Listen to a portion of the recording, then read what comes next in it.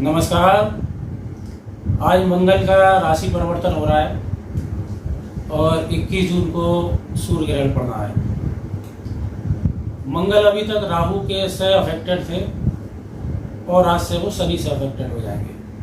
आपको मेरा last to last video याद हो तो मैंने उसमें ये कहा था कि 19 मई से लेकर 19 जुलाई तक जो चाइना और भारत का जो बॉर्डर है, वो जो सीमा है, उस पर तनातनी होगी, दिक्कतें ज़्यादा पड़ेगी। वो मैंने इसीलिए कहा था कि मंगल अभी तक राहु से अफेक्टेड चल रहे थे और आप देखिए मैंने उसका एक जो पूरा समय लिया था उसका मिड पॉइंट देखिए। उसका मिड पॉइंट 16 जून आ रहा था और 15 जून को ये घटना हुई जब हमारे 20 सैनिक मारे गए।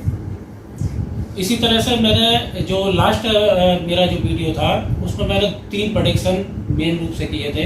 एक तो मीडिया को लेकर था जिसका टाइम ये 18 जून से शुरू हो चुका है, और 2 और प्रेडिक्शन थे। एक प्रेडिक्शन ये था कि 10 जून से कोरोना के केस ज़्यादा बढ़ेंगे, और यदि आपको याद हो तो 9 जून को 9,000 साढ़े 9,000 केस थे, और आज जब मैं ये वीडियो कर रहा हूँ आज 13,000 से ज़्यादा केस है। यानी इस दौरान करीब 3,000 के आसपास केस ज़्यादा बढ़े हैं। एक और प्रेडिक्शन था जिसमें मैंने ये कहा था कि 8 जून वो तारीख होगी जब ये माना जाएगा कि इस देश में कम्युनिटी ट्रांसमिशन शुरू हो चुका है।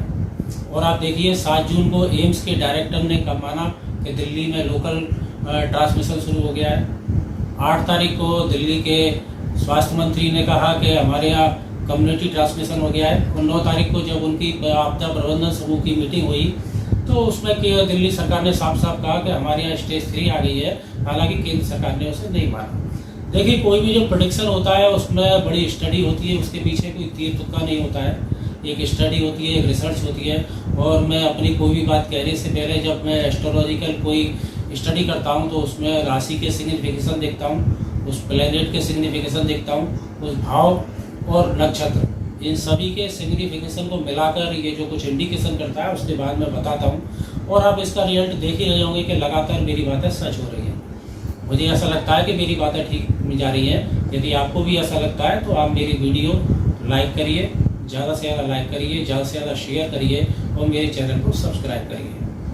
अब आते हैं आज की बात पर। आज मैंने 2 चीज़ों पर स्टडी की है।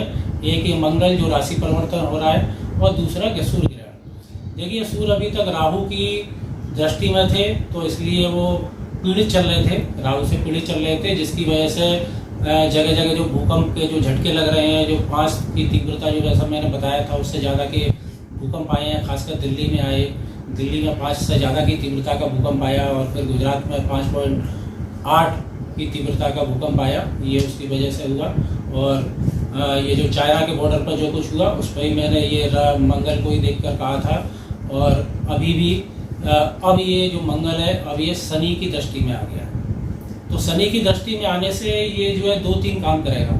एक काम तो देखिए अब जो है लूटपाट बहुत शुरू होगी, अपराध ज़्यादा बढ़ेगा, और अपराध में भी ऐसा अपराध बढ़ेगा जिसमें लूट हो, जिसमें लूट ज़्यादा बढ़ेगी, ऐसा अपराध होगा।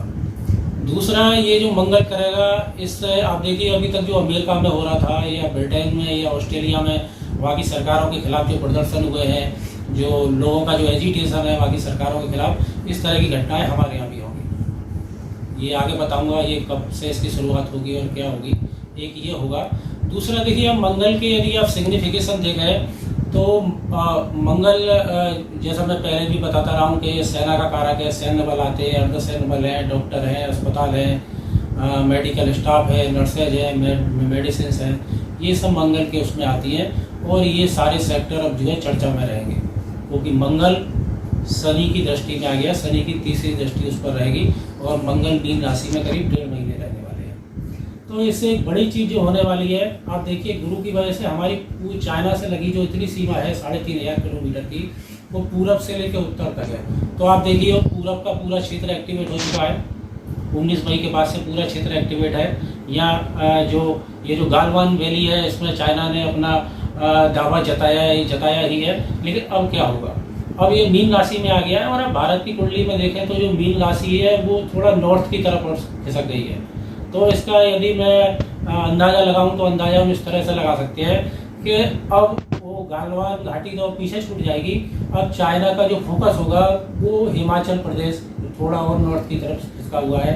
या उत्तराखंड या कोई एक पॉइंट ऐसा होगा जहाँ पर हो सकता है कि वो चाइना उस पर कब्जा करे, हो सकता है कब्जा करने की कोशिश करे, और ये भी हो सकता है कि वो उस पर अपना दावा करे। तो इस बारे में कुछ भिड़ंत वगैरह कुछ तनातनी या कुछ एक लिमिटेड चीज़ें, लिमिटेड कोई छोटी सी लड़ाई झगड़ा सा, ये कुछ चीज़ें सामने आ सकती हैं। लेकिन ये होगा, मैं ये नहीं कह रहा हूँ कि ऐसा हो सकता है, मैं कह रहा हूँ ऐसा होगा। ये 19 जुलाई तक तो मैंने आपको पहले ही बताया था। अब आप इसमें 15 दिन और जोड़ लें तो करीब 5 अगस्त के आसपास तक ये घटना जो है घटनी चाहिए। चाइना के साथ में हमारी तनातनी इसमें पड़ेगी। दूसरा क्या हुआ कि जो मेडिकल का क्षेत्र है, ये जो मंगल जब शनि की दृष्टि पड़ रही है तो ये खुद ही मतलब दूषित हो गया है। तो इसके इंडिकेशन को मैं इस तरह से ले सकता हूँ कि जितना जो डॉक्टर्स लोग हैं जिनके लिए हमने ताली बजाई थी, थाली बजाई थी और बड़ा उनको हमने प्रोत्साहित किया था, वो लूट की स्थिति में आएंगे। वो अब जो है मरीजों के साथ में काफ़ी मरीजों की देखभाल नहीं होगी, उनकी केयर नहीं होगी, इनका इलाज ठीक नहीं होगा। इस तरह की खबरें हम लगातार सुनेंगे। अस्पतालों में लूट का माहौल ज़्यादा बनेगा।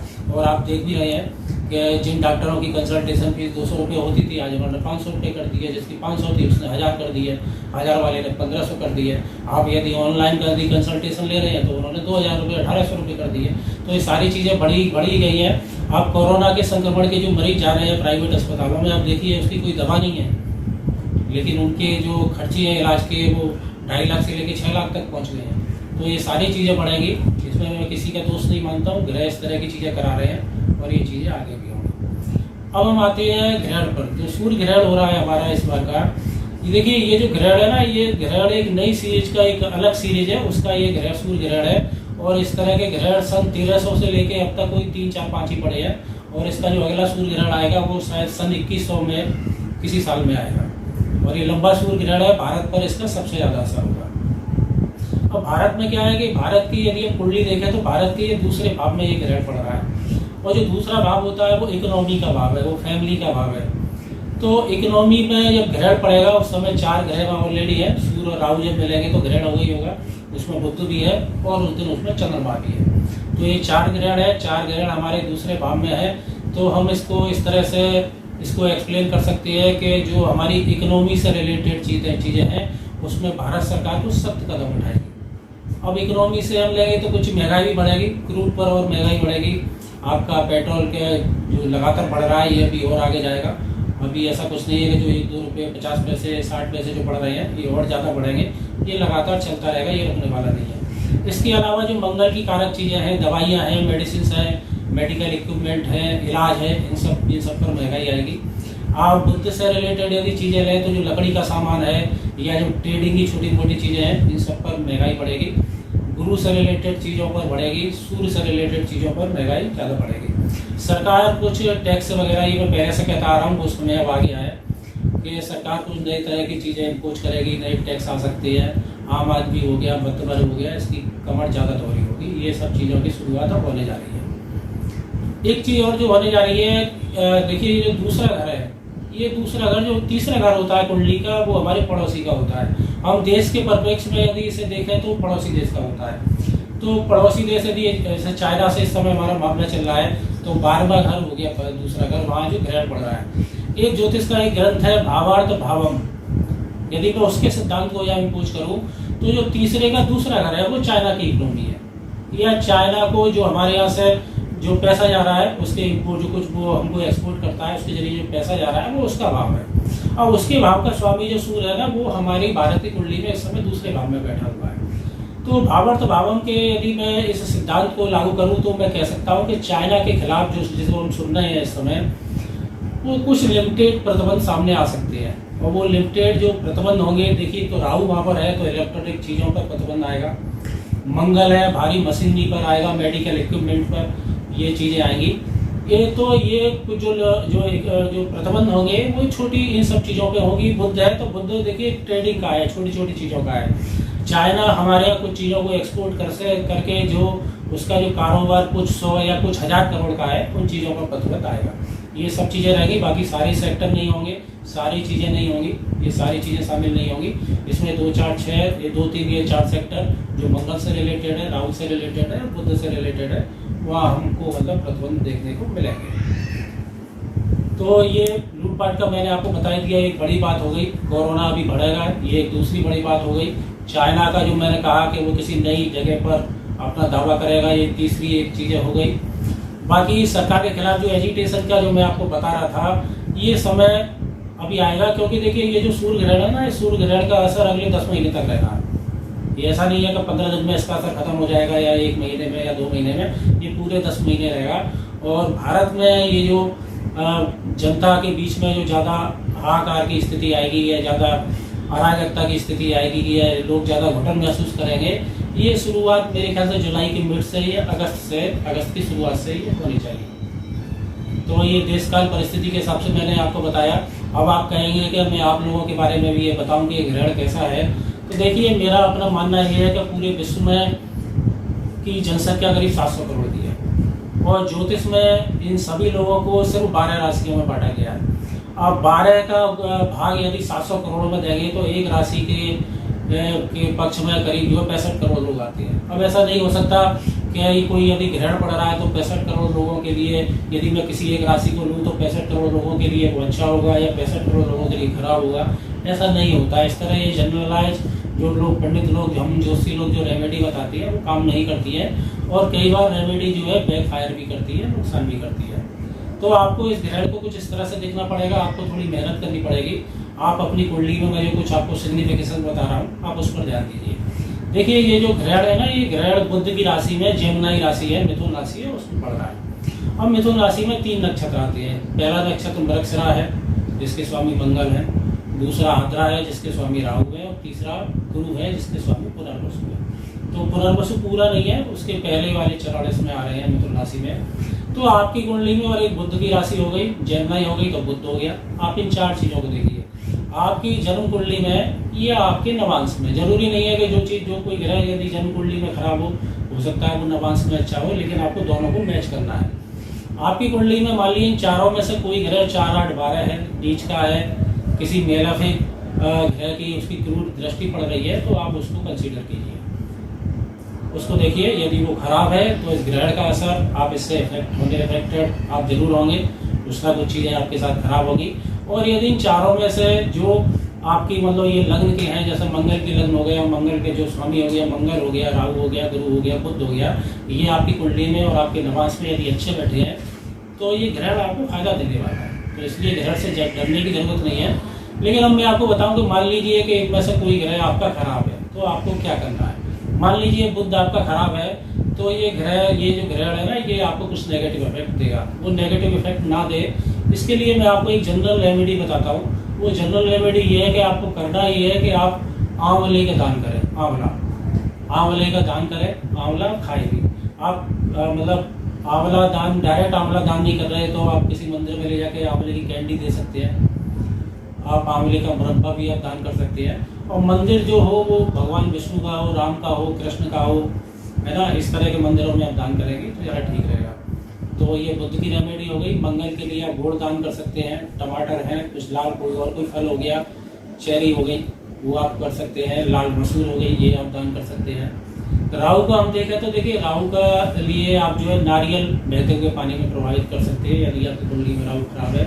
और गुरु खराब है तो आप गाय को केला खिलाइए और चने की दाल है, गुड़ है, हल्दी मिलाकर ये खिलाइए। और ये भी ना कराए तो 5 लोई अपने खाने से पहले आटे की 5 लोई लेके अपनी सीधी हथेली पर रखें और गाय को खिला दें। और गाय की जो लार आपकी हथेली में लगे उसे अपने सिर से आप पहुँच लें। तो इससे जो ग्रहण है ये इसका जो कुछ असर होने वाला है, तो देखिए जब ग्रहण पड़ता है ना तो वो कोई एक साधारण घटना नहीं है, उसमें बहुत सारी एनर्जी का विस्फोट होता है।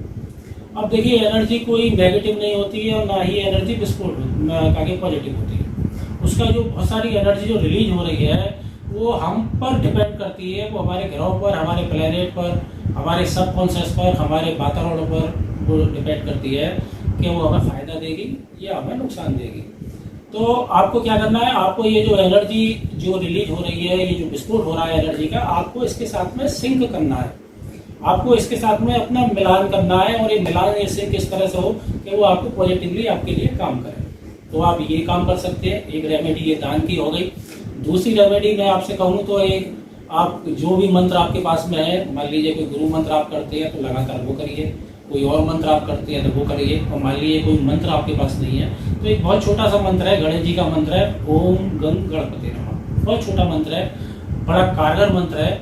पूरा जब तक ग्रहण चले आप इसका जाप करिए, आपको फायदा होगा। और एक और महामंत्र है, वो मंत्र है श्री कृष्ण गोविंद हरे मुरारे हे नाथ नारायण वासुदेवा।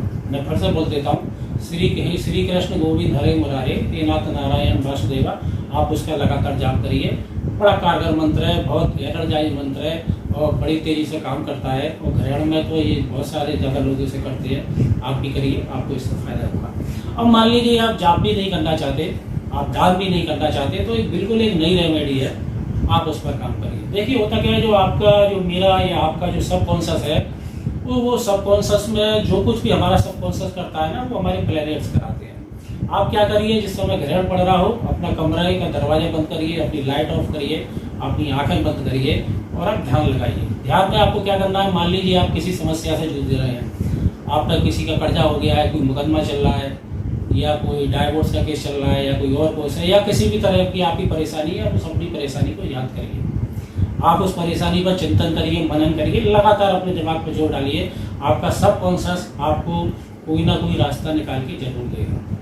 कोई ना कोई ऐसी प्लानिंग आपके दिमाग में आएगी, कोई ना कोई रास्ता आपके साथ में ऐसा आएगा, जो एनर्जी जो इस ग्रहण के जरिए जो रिलीज हो रही है, वो आपके लिए तत्काल काम करेगी। और आप खुद चमत्कृत रह जाएंगे कि ये जिस परेशानी का हल आपको लगातार नहीं मिल रहा था, इतने सालों से या इतने महीनों से नहीं मिल रहा था, वो आपको कुछ घंटों में, कुछ मिनटों में आपको मिल गया।